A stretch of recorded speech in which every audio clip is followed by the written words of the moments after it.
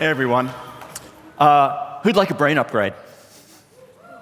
Yeah, I like brain upgrades. I'm going to spend a little bit of time talking to you about upgrading brains, and I'm going to use my brain as an example because I know it's kind of sounds a bit weird to say out loud, but when we talk about 40 years of Zen and the improvements that you can have in your brain, my brain in particular is one that we have measured a lot. And so we have a lot of data, and I can share that data with you. I wanted to start out with talking to you about the idea of flow state. Flow state, as we've talked about it here at A-Fest, is a super important thing, and it's a wonderful place for our brains to be. My investigation into the technology that became 40 years of Zen started with my first experience of a super flow state. And I wanted to tell you about that really quickly. Before I did 40 years of Zen, I used to be a professional motorcycle racer. My background is actually in tech. I grew up during the dot-com growth in the 90s, and my career was taking off, and I just happened to be lucky enough to cash out right before the bubble burst. And so when the bubble did burst, I could do anything I wanted to do. So I decided, I'm going to become a professional motorcycle racer. I enjoyed riding my motorcycle on the street, and I was pretty good at it. And I thought I was a very competitive person, and I thought, what better way of taking this thing that I like and turning it into something more than to go do it professionally? Well, as it turns out, being a proficient motorcycle racer, a rider on the street, isn't really like being a racer at all. It's kind of like if you took a toddler who's just learned to walk and put them in a 100-meter race against Usain Bolt. The gun fires, and the toddler is like, oh, where am I going over here? And meanwhile, Usain Bolt's already finished. That's what it felt like when I first started racing motorcycles. The trouble when you first start racing is that you're doing everything at 150 miles an hour. So when you make mistakes at 150 miles an hour, which means you're falling on your head a lot at 150 miles an hour. The fact that I was bad at it was horrifying to me. I was used to being good at everything that I did, and here was something that I was doing that I really wanted to do, and I was absolutely atrocious at it. The number of race weekends that at the end of the weekend, I was in the race truck heading home with a broken body, broken motorcycle in the back of the truck. I would just be crying from the physical pain that I was in, crying from the emotional pain, crying from frustration, the fact that I couldn't get there. But I stuck with it, and over time, my skills started improving. I started getting better and better. Until one day, in 2005, I lined my motorcycle up on the starting grid for the race. The starter waved the green flag, and the race began, and the world disappeared. There was no motorcycle. There was only me. Every ripple on the track, every movement of the handlebars felt like a movement of my own hand or my own foot across the pavement. The air that was rushing into the engine felt like the air that was rushing into my lungs. I lost complete track of time. I had no idea how long I was out there on the racetrack. When I snapped out of that state, I was coming out of the last turn onto the front straightaway on the last lap. And I just snapped back to reality. I looked up in the grandstand. I could see up in the grandstand, people were standing on their feet, cheering, clapping. I'm like, I wonder what's going on. I looked down the front straightaway, and I could see the man with the checkered flag walking out onto the track, holding up the checkered flag, then pointing it at me, and waving it. I just won my first race. I didn't just win that race. Just after the race began, I'd broken the lap record. A couple of laps after that, I broke the lap record that I just set. A few more laps after that, I absolutely smashed that lap record. That's when I started thinking, what's going on? Why haven't I always had this? Why wasn't I a good enough motorcycle racer to have access to this whenever I wanted it? Well, it turns out that this is not an uncommon phenomenon in motorcycle racing. Motorcycle racers call this the zone. It just so happened there was something about my neurology that helped me enter the zone much more deeply than other motorcycle racers. I went on to win the championship that year, and I won the championship the next year.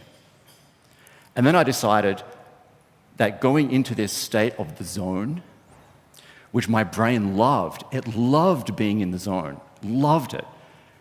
But the risk at 150 miles an hour wasn't worth it, so I retired and started looking at other ways that I could achieve that same result without risking my life every time. That's when I started looking at technologies that ultimately became the foundations for 40 years of Zen. All right, so as I mentioned, I'm a technology geek. Since I'm doing a talk with you right now, you cannot escape the fact that I'm going to give you some maths equations. Sorry about that. In this case, the math equations are pretty simple, okay, and I'll walk you through it. The first thing you see here is neural power and pathways. That's the power of your brain, the inherent power that you have in your brain, minus energy usage, the stuff that's going on in your brain, the stuff that you use just every day, what's happening in there, equals the amount of power that you have available to do fun stuff, like enter enhanced states or flow states. Let's talk about each one of these items. Okay, so neural power and pathways. That's all about processing power, processing capacity. Who here raise your hand if you have a smartphone, an iPhone or an Android phone, something like that? Okay, leave your hand in the air. Now, put your hand down if you do not currently own and use an iPhone Model 1 from 2007. Anybody still using an iPhone Model 1 from 2007? Leave your hand in the air. Okay, everybody's hand went down. Great. Why aren't we using an iPhone from 2007? When that iPhone was released, it was state-of-the-art. It had a massively fast processor. It had oodles of memory. It had a battery that lasted forever. It was the state-of-the-art machine. It was great. But if you tried to use that machine, that iPhone right now, today, without today's apps and the way that we use our devices, it would not be able to cope with that at all. So we upgrade. We've upgraded our phones. We've upgraded our phones from those original iPhone ones because we want access to that processing power to be able to do more stuff. The good news about our brains, we're not going to be able to replace our brains anytime soon. Sorry to break the news to you. We're not going to be able to just replace the one you've got with an upgraded model. But we can upgrade what you already have. The great thing about the brain is it is incredibly hackable. We can do things to it to make it work better and process things faster and have more capacity. In my case, I use neurofeedback as the mechanism to increase my neural power and pathways. I'll talk to you a little bit about what neurofeedback is all about. Energy usage. This is the stuff that's going on inside our brain. Now, a lot of that could be conscious thought, but the reality is, in most of our brains, what's going on is completely unconscious. We don't process it. We don't consciously process these things at all. We have, just like on your phone, hey, has everybody got their phone with them? Just pull out your phone for me for a sec. And while I'm talking, I want you to flip through all of the apps that you have installed on your phone And notice how many of those apps you actually use on a day-to-day basis, and how many of those apps you installed 5 years ago and 3 phones ago, and haven't used in like a year. All right, so that's what our brains are like. We have stuff that we installed in our brains that we don't use. They're just sitting there using up storage space, using up memory. In the worst case, some of them are constantly running in the background, using up processing power, just like on your phone. Those apps are sitting there using up processing power. If we can get rid of some of those apps that are running inside our heads, then we just have more energy usage available to us to deal with the fun stuff. Let me give you a quick example. When you were a kid, you probably at some point reached out and touched something hot like a fire. A fire. So you put your hand on it. You didn't know any better, you're just a kid. And you're like, ow, that's hot. What that did is installed in your neurology an immediate subconscious reaction that when there is a fire, do not touch that, it is hot. It's pretty simple. So when you see a fire now, if like a fire suddenly appeared in front of you, your immediate reaction would be to jerk your hand away from it. There's no conscious thought process there. There's no, oh, that's a fire, oh, right, that's hot. Right, I'm not supposed to touch that, I can't remember that. No, it's a completely unconscious reaction. That process is running constantly inside your head, constantly. Fortunately, that's a tiny little one, it doesn't take up a lot of space. So those kind of reactions are perfectly natural. Then we have the other behaviors that are installed through traumatic events. Traumatic events affect us in ways that we don't realize. In 1973, when I was 3 years old, I was a red-headed kid, big mop of red curly hair, freckles across my face, living in Australia. I woke up from my afternoon nap on an autumn afternoon,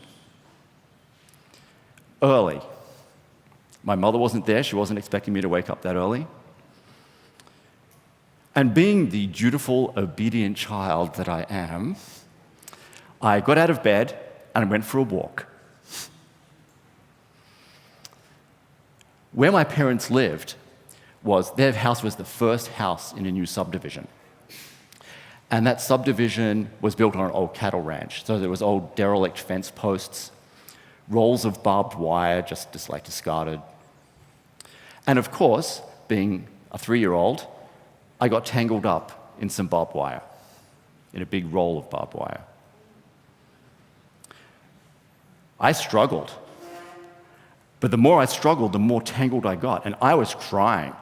This barbed wire was cutting me. I was getting cut.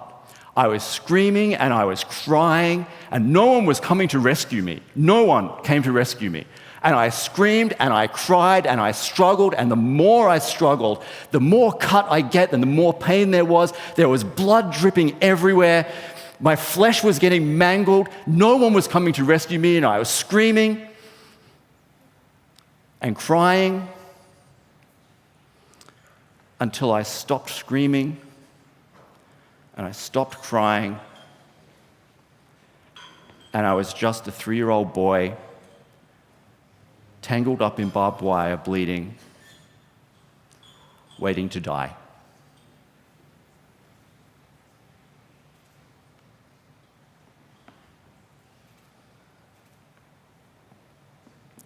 Eventually, my mother came and found me.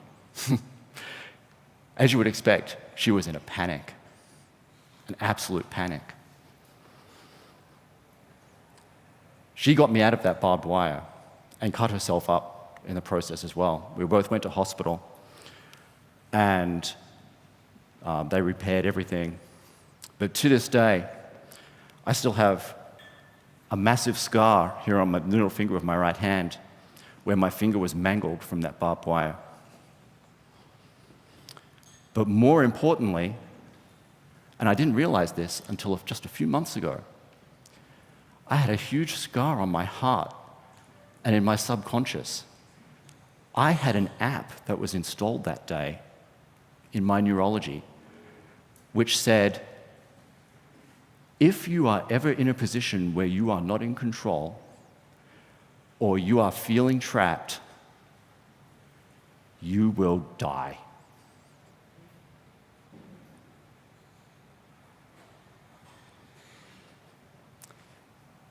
When I uncovered this, I was like, by the way, I didn't even remember that this event had occurred. I had no recollection of this at all. This happened when I was doing a neurofeedback session. I was sitting in a neurofeedback session, I was going into a deep state, and this whole episode just kind of bubbled to the top. And I'm like, what the hell, man? Where did that come from? I don't know anything about this. I called my mother and I said, hey, Mum, remember when I was like a really small kid? Did I ever get tangled up in a big barbed wire fence? She's like, oh my God, that was a terrible day. Oh, that was horrifying. I'm like, my unconscious mind had installed this crappy response and then made me forget it. And it was just sitting there in the back of my mind, processing away all the time, all the time. When I looked at all the traumas that had occurred in my life up to that point, I could identify a significant number of traumas that occurred to me after that that were directly related to my running away when I felt like there was a lack of control, I was feeling trapped. Failed romantic relationships, failed friendships, failed business ventures. All because a 3-year-old red-headed boy got trapped in a barbed wire fence and didn't even realize that he had that behavior installed and it was non-negotiable. I used the 40 years of Zen process that we developed to reset that trauma. And the process of resetting that trauma had a remarkable effect. Once that trauma had been reset, it had a cascading effect through all those other events in my life. So all those other failures that occurred because of that original trauma just automatically got cleared like dominoes. Oh, that was amazing. I had so much more processing power available to me because my energy usage had gone down. I felt an immediate bump in my ability to get stuff done. I had more access to the ability to enter enhanced states, more power for the fun stuff. So when we talk about neurology, you've heard Vishen talk about this, and I've heard a number of other people talk about this. We divide brainwaves into a number of categories: delta, theta, alpha, beta, gamma. Our brains are constantly making electrical impulses. And the rate at which those electrical impulses oscillate dictates whether they fall into which of these categories they fall into. We focus primarily on alpha at 40 Years of Zen, at least for initial training. So when somebody comes to us and we're performing their initial brain upgrade, we're focused on alpha. The reason we're focused on alpha is because when we can induce your brain to teach itself how to create those alpha waves, you automatically have more access to things like creativity, innovation. You make intuitive leaps that you may not have realized you were going to be able to make. You're calmer, more relaxed, more mindful. They're all good things, right? We all want those in our heads. I like those. I want those. We can train our brains to build new neural pathways that are tailored towards making that kind of capability accessible to us in our day-to-day lives as we're walking around being alive and interacting with people.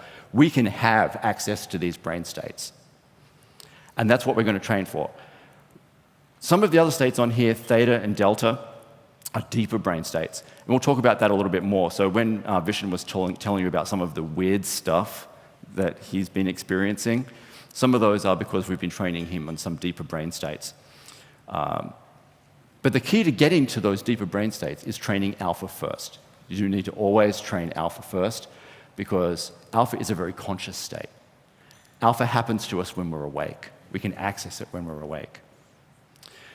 Brain states like delta. Delta is a brain state that normally occurs to us when we're asleep. So when we're asleep, our brain goes into a high delta rate. Theta is more like that twilight state, when you are in bed just about to go to sleep, or when you've just woken up. That in-between state, that's theta. When people come to 40 years of Zen, if we tried to train them in theta or delta first off, without that big alpha basis, the first thing that would happen is they'd go to sleep. We put you into neurofeedback, and we set the computer system to train you in delta, and you would just go out like a light.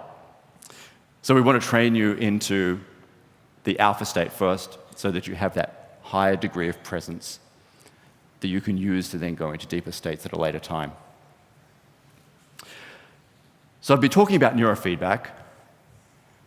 What is neurofeedback? Vishen just mentioned it really briefly, but it's super simple. It's such a simple concept, it's laughable. We put electrodes on your head, and we read what's happening inside your head. We listen to those brain waves that we just talked about, what's going on inside there, instant by instant by instant. That data is fed into our computer systems. The computer systems interpret what's going on. They understand what your mission is, and they provide you information back through your ears that tells your brain whether it's succeeding or not. Effectively, think of neurofeedback as training a dog. Think about if you're training a dog. You tell the dog to sit, dog sits, you give it a cookie. With neurofeedback, we say, brain, make alpha waves. And your brain says, oh, I don't know how to do that. So it starts joining pathways together, neural pathways together inside, and it makes the noise louder. It's like, ooh, the noise got louder. I got a reward for joining those two pathways together. It'll join two other pathways together, and the noise gets softer. It's like, oh, well, I don't like that. I'll forget about that. What ends up happening is that your brain starts joining together more and more and more neural pathways that make the noise louder. The net effect is that you end up with big, fat neural pathways in your brain that are specifically tailored towards the generation of alpha waves.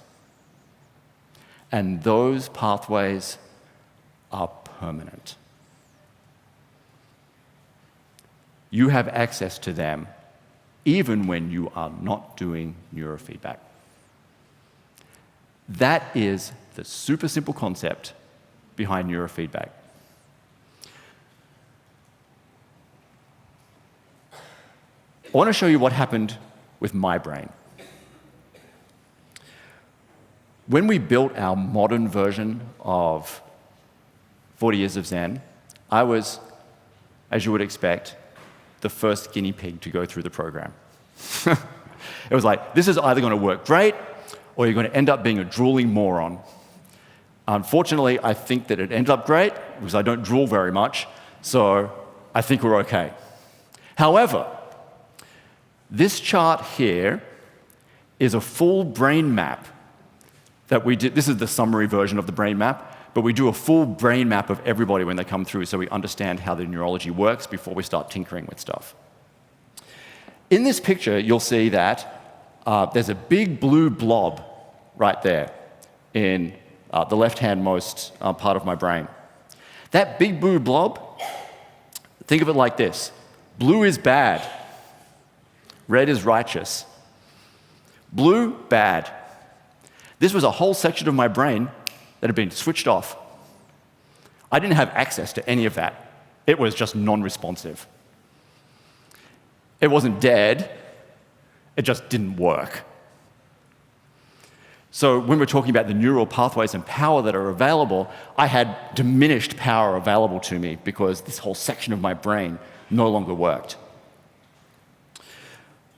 So we came up with a treatment plan to see if we could figure out how to work. But part of that was the neurofeedback. Would you like to hear what my brain sounded like when it looked like that? All right. So we have the data from when I did this. Our systems have been revised so many times that we've been improving them and making them better. So I've reprocessed the data from this week into our modern sound processing system. So when we play this next audio file, you're going to hear 2 or 3 different noises. I can't remember how many noises are on this particular track. You'll hear rain, wind, and maybe some gongs or bells. I don't remember if there's any gongs or bells in the track. The rain represents alpha. So the louder the rain, the higher the alpha in my head. The wind represents theta. We weren't training for theta when I actually did the first training, but we had that data, and I wanted to present it to you. So when you hear wind, that's the level of theta in my head. The louder the wind, the more theta there is. All right, you ready? Close your eyes. And here we go.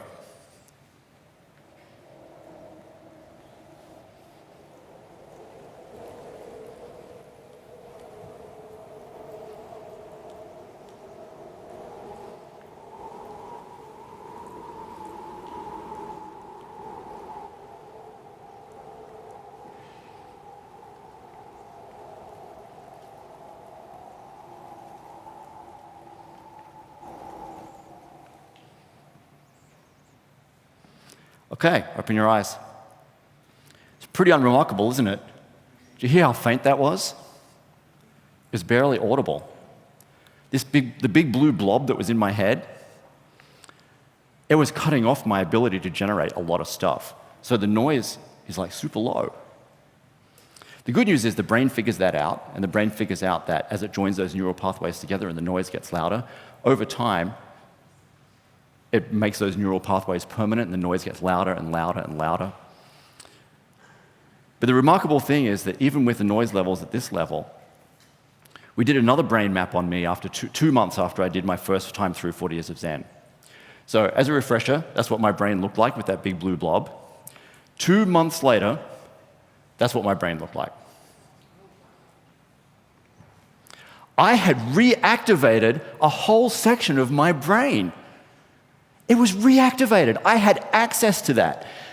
Those neural pathways helped me take my game to a whole new level.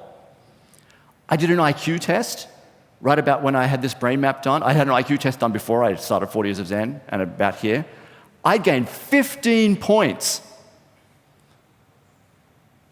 15 in 2 months.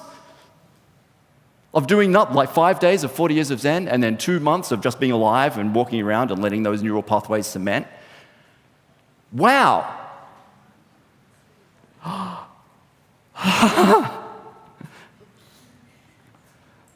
I love it. Yes. All right. Now, as a matter of interest, do you want to see what my brain looks like today?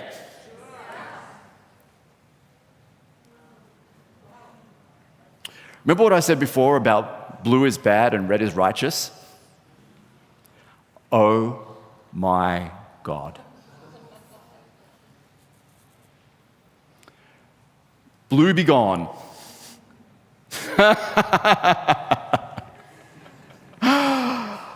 I have that back. All of that power that I'd lost through those traumas, or in some cases, me falling on my head racing motorcycles, the emotional traumas, all those things that had robbed me of that whole section of my brain, completely resolved. And then look what else has shown up. A huge, huge red alpha factory.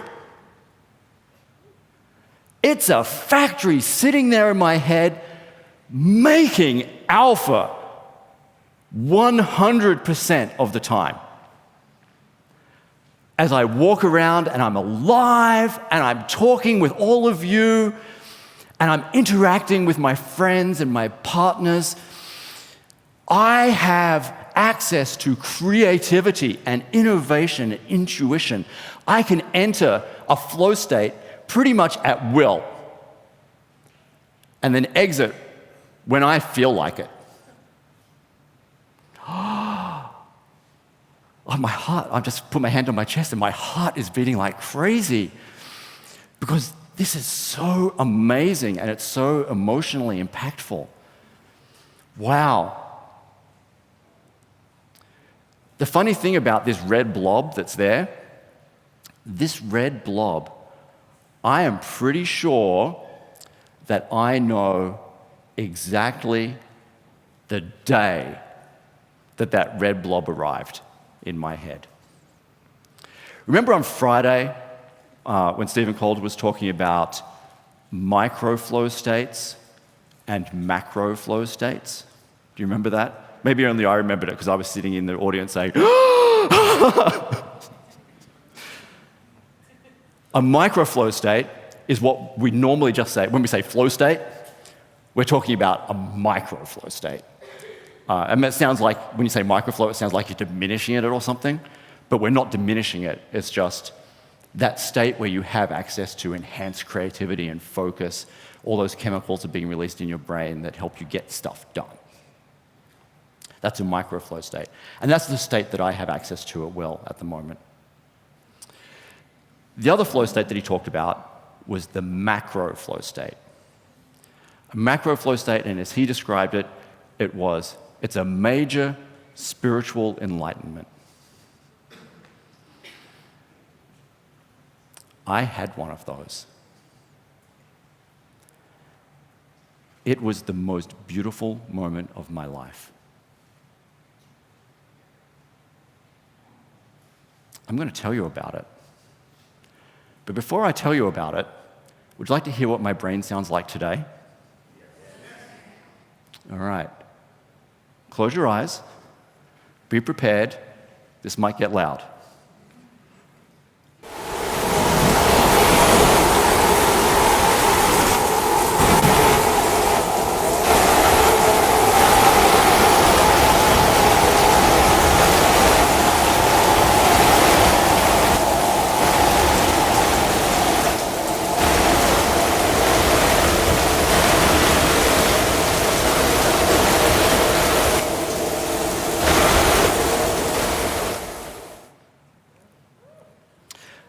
Do you notice any difference between now and last year? Yeah, it's crazy. The fact that I have that huge chunk of alpha factory in my head pumping out alpha means that the rain noises are so loud that when we listen to them here, they're a little bit distorted, or maybe when I captured them, they became a little bit distorted, just because they're so big. The noises are so big that when we listen to them here, they get a little bit flattened. By the way, when we're doing neurofeedback, we have an artificial intelligence system that analyzes your response to various stimulus, and the AI has decided that I respond best to storm noises. So when we hear these noises, rain and wind, it's because that's what my brain likes. Other people have other methods that they prefer. One of the ones that we've only just started using, which people are finding amazing and having amazing results from, is cellos. The tone of the cello, the note that it's playing, and the volume of the cello are all related to what's happening inside your brain. And what happens is that people listen to the cello music that their brain is creating, and they come back out of it and they say, that is the most beautiful piece of music I have ever heard. And then if we play that same sound that they got back to somebody else, they're like, what is that hideous noise? So it's tailored for everybody. Everybody loves the sound of their own cello music. But it's just an exciting thing that we're working on.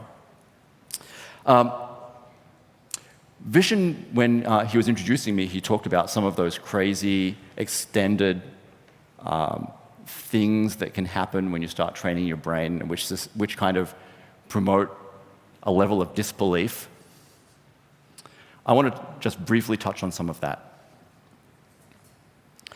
When you have a seriously developed level of alpha waves, and everybody here has the capability to seriously upgrade the level of alpha their brain creates. Everybody here can do it. When you do that, and then you open access to some of the deeper states, like theta and delta, you can do some kind of crazy stuff. And I'm a scientist. I don't really believe in like the mystical woo-woo stuff. But there are some things that have started happening over the last few months that we're still struggling to come up with a scientific framework that will help us explain.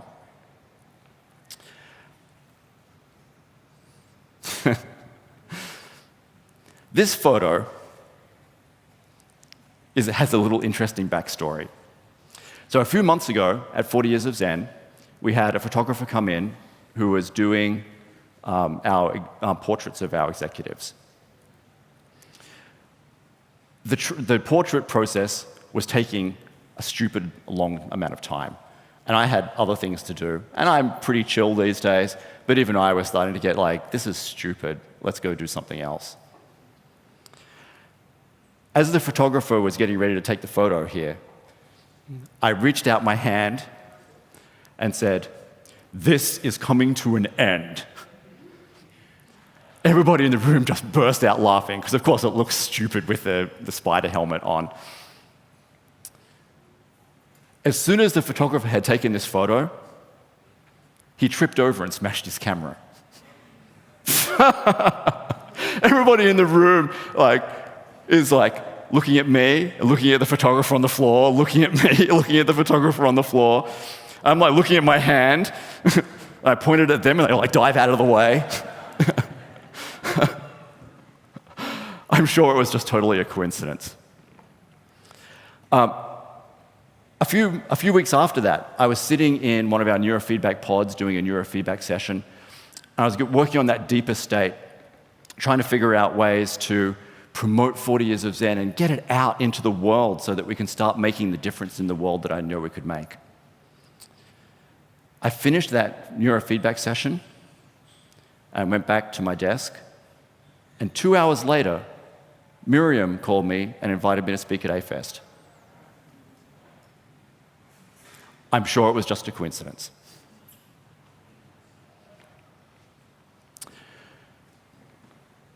Now, remember a little time ago when I talked to you about the big alpha factory in my head? I said that I had experienced a macro flow state. Would you like to hear about that? Good, because I'd like to tell you about it.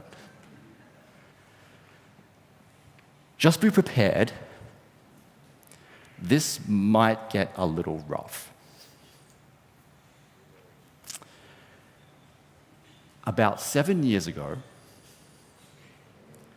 my wife came into my office at home and said, "I'm pregnant."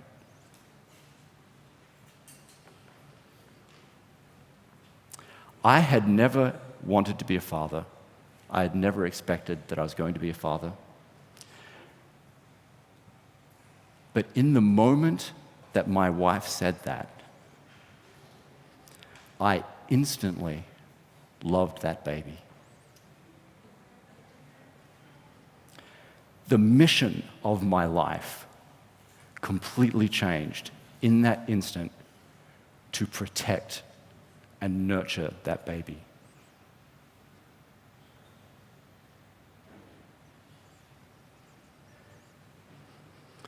As it turns out, it wasn't a baby, it was twins.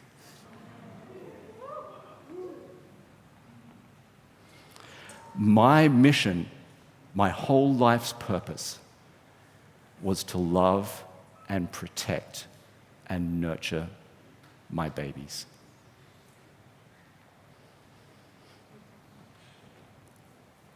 They died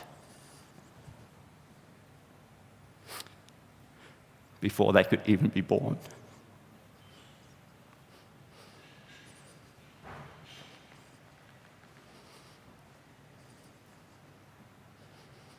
My world collapsed. That 3-year-old red-headed, curly-haired, freckle-faced boy from Australia was screaming, Run away. You are not in control. You are being trapped. Run away or you will die. But as it turns out, it is surprisingly difficult to run away from dead babies.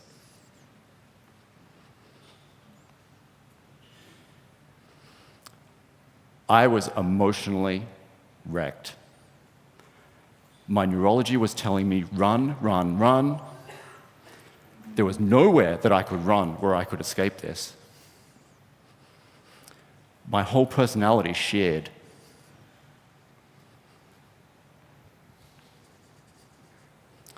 My relationship with my wife suffered. My business suffered. My relationship with my friends suffered. Through a combination of traditional talk therapy and EMDR, this was all before 40 years of Zen, I managed to at least piece myself back together to the point where I could be a functional human being. When I went through 40 years of Zen for the first time, I didn't have the emotional toolkit to be able to confront this as part of the 40 years of Zen process. But the second time I went through the program, I felt that I had the tools, I had the skills, and I had the technology to help me reset this trauma. So I did. As part of the reset process at 40 years of Zen, the final stage of the reset is that you must consult with a higher authority that is not yourself as to whether you have successfully completed the reset. For some people who are religious, that higher authority might be Jesus or the Buddha. In my case, that higher authority is the universe. And my consultation happens by imagining that I am standing in a field underneath a starry sky, and I ask the universe, have I completed this reset?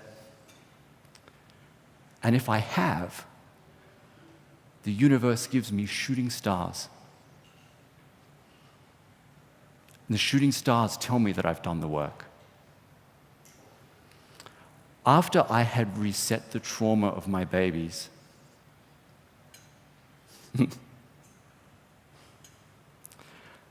I stood in the field underneath the starry sky, and I said, have I done enough?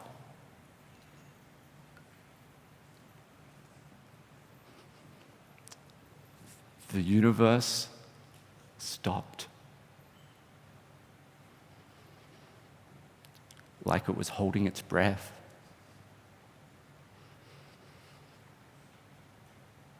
And then suddenly, the entire sky exploded in a million supernovas.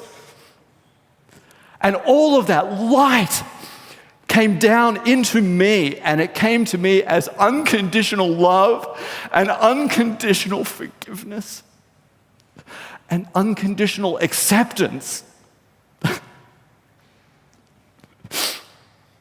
Unconditional love and unconditional forgiveness, unconditional acceptance for the death of my babies.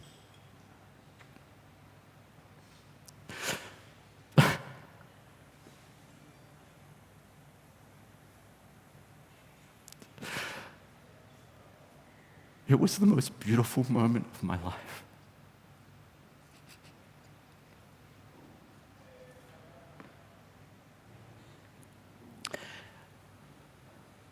I don't know how long I lay there underneath the supernova sky. That energy came into me, kept coming into me, kept coming until I felt like dams were bursting in my head. And my entire being was being suffused with love and acceptance and unconditional forgiveness.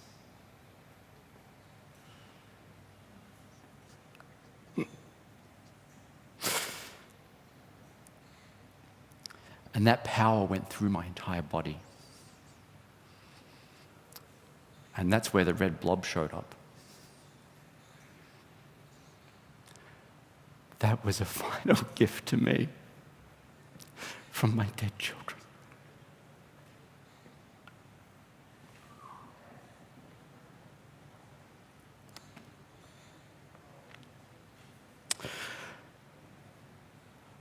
After some period of time, I don't know how long, of lying there, my neurofeedback session ended. And I opened my eyes and saw Dr. Drew Pearson, my chief neuroscientist, standing next to my chair. And I looked up at him and said, I am alive.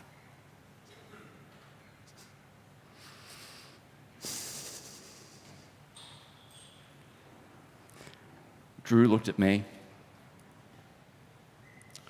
drenched in tears and snot, and said, "Dude, you totally broke the equipment."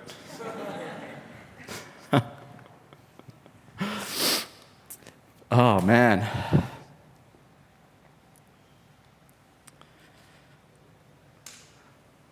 I would like to end my talk with you today with a snap.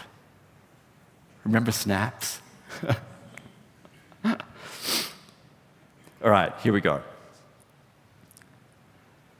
My name is Chris, and I upgrade brains. I seek extraordinary minds to come and allow me to upgrade them. I will give those brains creativity and innovation and intuition, the ability to enter and exit flow states at will. I seek extraordinary minds who, once I have upgraded them, will be released back into the world like a pebble being dropped into a pond. And the ripples will get bigger and bigger and bigger until they are a tsunami that is encompassing the world with love and happiness and wisdom and unconditional forgiveness and unconditional acceptance. I seek extraordinary minds. Who do you know?